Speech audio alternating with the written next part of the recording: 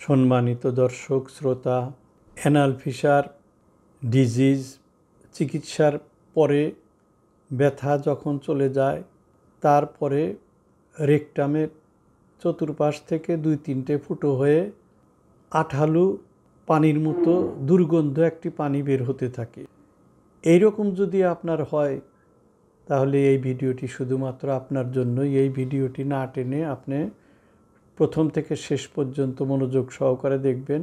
আশা করি আল্লাহর রহমতে আপনি উপকার পাবেন। তো অ্যানাল ফিশার চিকিৎসার পরে যখন ব্যথা চলে যায়, ফুলাও কমে যায়, কিন্তু একটা প্রবলেম হয়, এই জিনিসটা দীর্ঘদিন চলার পরেই এই বিষয়টা দাঁড়ায়। তো তখন আর ব্যথা থাকে না, তখন শুধুমাত্র ওই রেকটামের আশেপাশে 1টা 2টা 3টা এইরকম ফুটো হয়ে যায়। এই ফুটো দিয়ে অলওয়েজ পানি ঝরতে থাকে এবং পানিটা আঠালো পানি এবং অত্যন্ত দুর্গন্ধ এবং অত্যন্ত ইরিটেটিং। এই বিষয়টা আপনার অনেক জটিল। এই ডিজিজটা সহজে সারতে চায় না। তো এই ডিজিজের জন্য আমাদের হোমিওপ্যাথিতে একটি মেডিসিন আছে। মেডিসিনটির নাম হলো সাইলিশিয়া।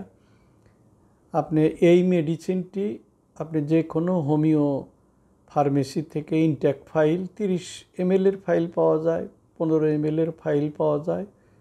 আপনি অরিজিনাল এই ফাইল পাকিস্তান অথবা জার্মান, এই 2 জায়গার যে কোনো জায়গারই হোক, আপনি এনে সকালে, দুপুরে, রাত্রে জিহ্বায় 1 ফোঁটা করে দিয়ে খাবারের আগে আপনি সেবন করবেন।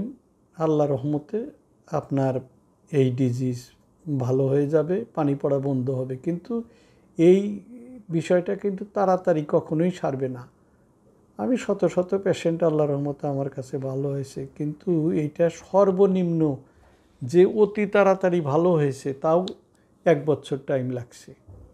আর যারা অপারেশন করে এসেছেন তাদের কমপক্ষে 2 থেকে 3 বছর টাইম লেগেছে।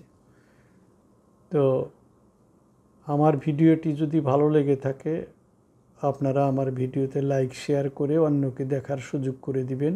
তো আপনারা সবাই ভালো থাকবেন। আজকের মতো এখানে শেষ করছি। আসসালামু আলাইকুম ওয়া রাহমাতুল্লাহি ওয়া বারাকাতুহু।